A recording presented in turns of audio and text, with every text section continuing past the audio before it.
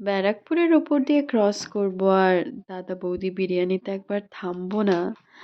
একজন বাঙালির পক্ষে সেটা বোধহয় অসম্ভব।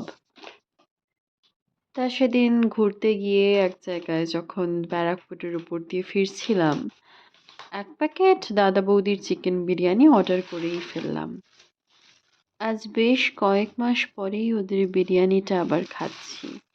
আমরা যারা সোশ্যাল মিডিয়া ব্যবহার করি, তাদের কাছে এই রেস্টুরেন্টটি খুবই একটা পরিচিত নাম।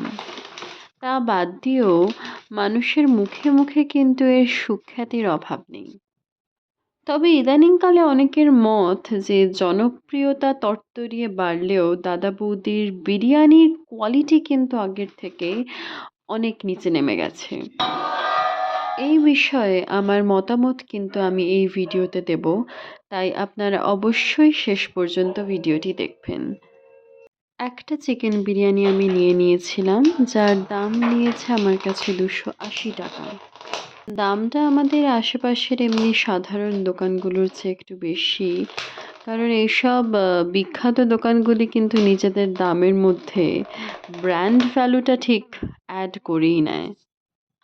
তা বাদ দিয়ে দেখতে গেলে ওরা কিন্তু কোয়ান্টিটিতে কোনো রকম খামতি করেনি। প্রথমত রাইসের পরিমাণ ওরা যা দিয়েছিল, আমার পক্ষে কিন্তু একবারে খাওয়াটা একটু মুশকিলই হয়ে গেছিল। এবার আপনারা অনেকেই হয়তো বলতে পারেন যে আমি একটু বাড়িয়ে চাড়িয়ে বলছি, কিন্তু খাওয়াটা কি বলুন তো, যার যার নিজের মতন।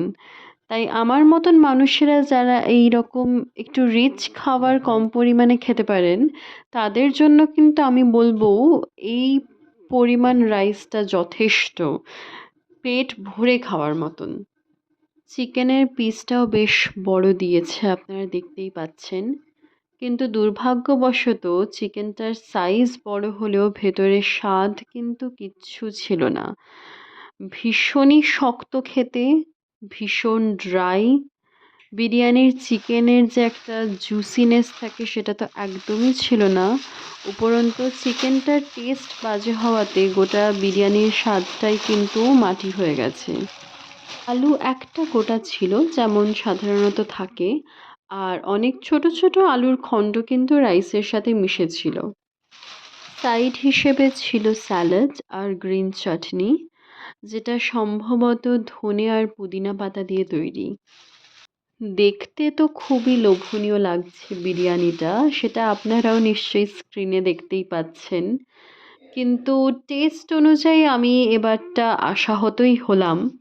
আমি জানি না এটা শুধুমাত্র একটা বাজে অভিজ্ঞতা নাকি ওদের পুরো রান্নাটাই এখন এরকম খারাপ হয়ে গেছে। তবে আমার আজকের অভিজ্ঞতা থেকে আমি আপাতত দাদা বৌদি বিরিয়ানি কাউকে রেকমেন্ড করব না।